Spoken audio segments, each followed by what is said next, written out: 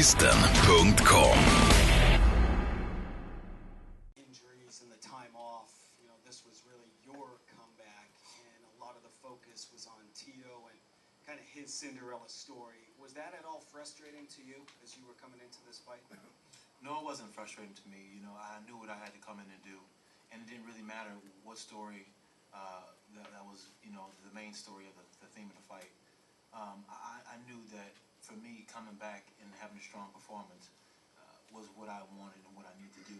I had 14 months off, a long time to sit and watch everybody fight, my teammates fight, and just, watch my competition fight. And that's a long time to stew and just think about what you're going to do next time you get into the cage. I fought so long, I stopped feeling like a fighter at times because it was just like all I kept doing was just talking about these fights, and you're supposed to be number one contender, but I'm like, well, I haven't fought in a while, so I stopped. I didn't really care too much to even talk about that anymore. But having this much time off and stuff like that allowed me to do things that I never done before, and it was a blessing in disguise. So sometimes setbacks turn out to be a blessing in disguise. Quickly, how about the boos from the Philadelphia fans? It's not like you walked out wearing a Cowboy jersey or anything, but they were vocal. I think the fans boo me because they love me. I'm gonna get a shirt that says "Boo if you love me."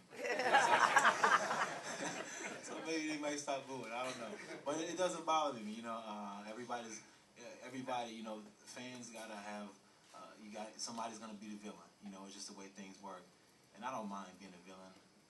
Because I know I'm not a villain in life, but they boo me, whatever. They pay to see me either way. Couple things. Tito, if you can comment, did you see a difference in Rashad from 2007 fight till tonight? At the weigh-ins, I looked down, I was like, holy shit, he got abdominal muscles. He looked in great shape. He looked in really good shape. I knew he was in good shape. You take 14 months and you put it into 2 camps and you get a chance to use your skills that you've sharpened up those tools over and over again. He looked awesome. I felt I was ready. First round, Rashad got a little better than me. When he took me down, I was like, all right, now it's time to try to get back up, and tried a couple submissions, didn't pull him off. Rashad was a better man. He put 14 months and it showed.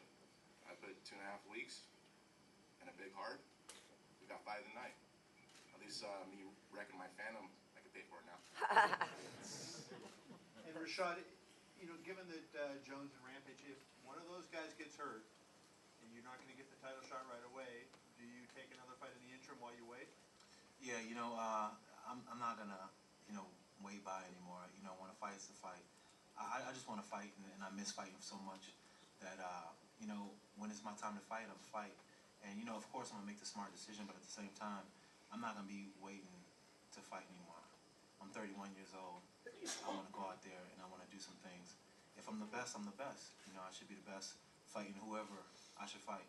Because say, for instance, I was a champion and they threw me in a fight, whoever, I got to beat him, I got to fight him. So, the way it works, and Dana says it all the time to me, I got to beat everybody anyways if I'm going to be the best. So, it doesn't matter how you stack them up, just knock them down the same. Dana, I wanted to ask you, too, if you can comment on this. Rashad's fought, I think, 23 times now professionally and lost 1 fight. And yet he doesn't seem to get respect either from, the fans or from the media. And I wonder if you can comment from your perspective why you think that is, why the guy who's accomplished as much as he hasn't gotten a lot of respect from anybody in the sport. Yeah, sometimes it takes time. Listen, like I said, you can't not respect him tonight. Tito looked good. Tito came in ready and in shape, and it was a great fight. And Rashad looked awesome tonight. I was blown away by his performance, and sometimes it comes with time. If he gets this opportunity to fight John Jones and is able to go out and do what he does, listen, it gets to the point where you don't have to like him, but eventually you got to start respecting him. I'm the Rodney Dangerfield of the May. I get no respect. Yes, question for Tito, please. Tito, you've talked about leading up to the Bader fight and then leading up to the night, being really positive and surrounding yourself with positive people. Just kind of want to get your thoughts on you working with Jason Perillo and then working with Ricardo Baru, and then just surrounding yourself with those positive people and how that's changed your game. I think tonight, I put on the shirt after the fight was over, being the people's champ. I think the bad boy image is gone. Focusing on positive things in my life, I think everybody should be like that.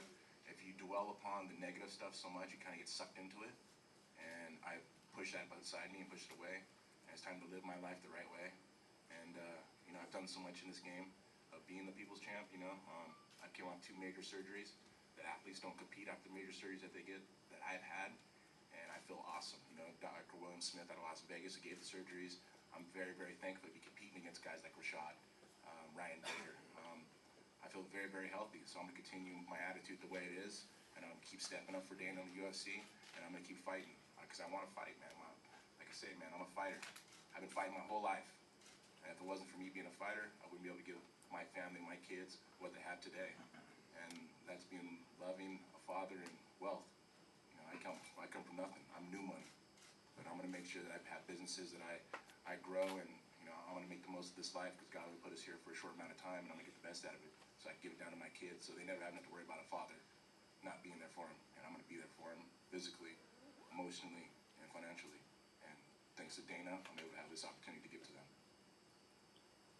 My question is for Rashad. Rashad, you've talked about the layoff. Can you talk about your camp? Do you think that also, the change of camp, played a major role in your performance tonight? And if so, how did it?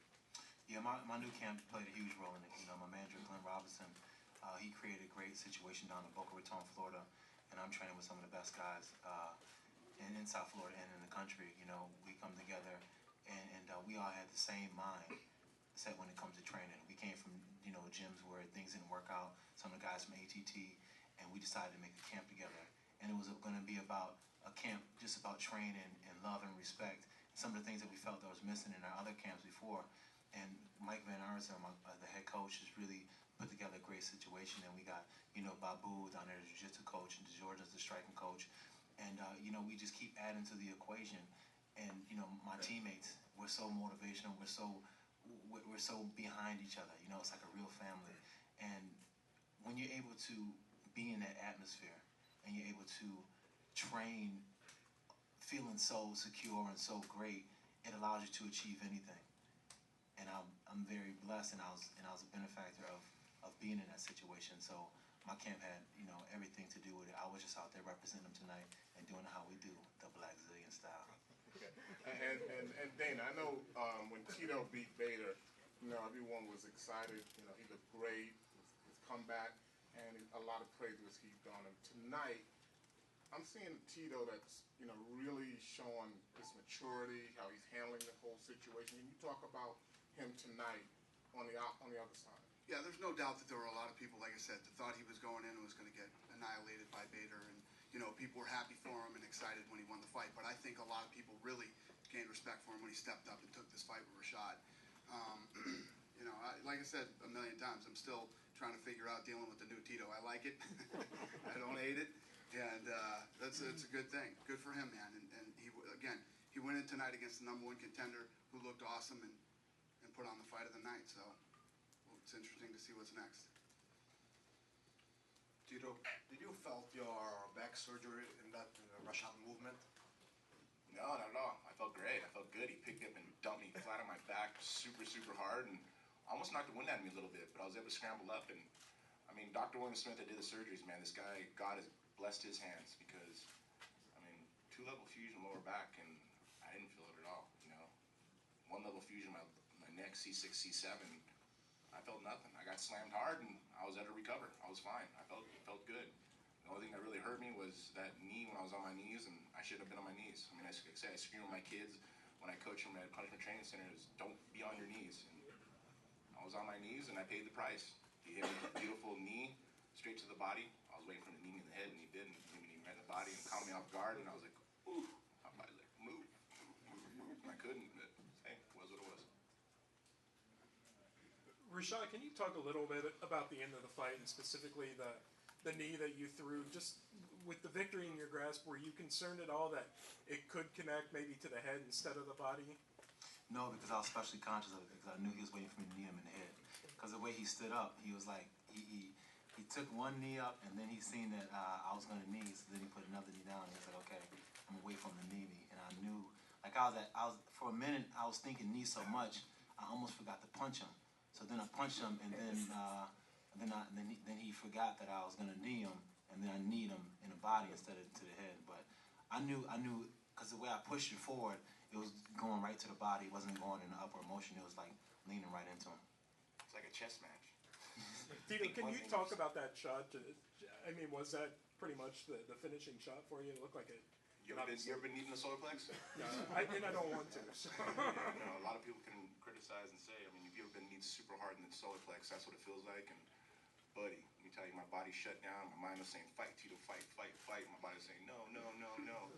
What can you do, man? I try to defend myself. Like I say, Rashad is a better fighter tonight. And he took advantage of it. You know, it shows that 14 months can really pay off.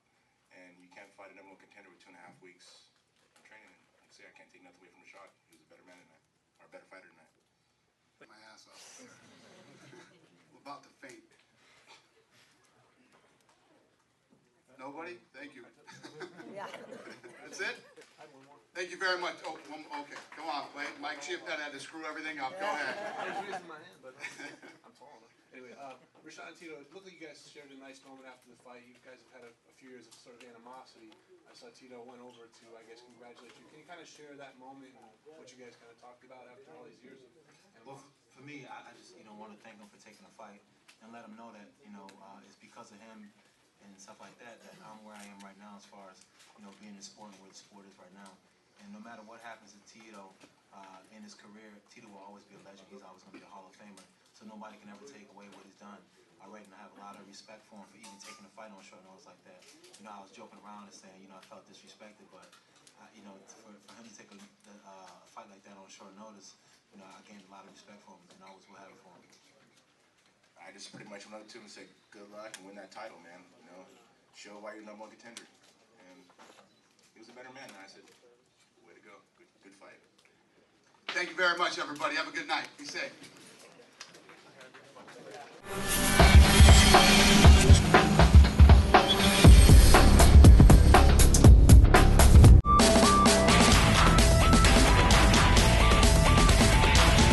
Gymgrossisten.com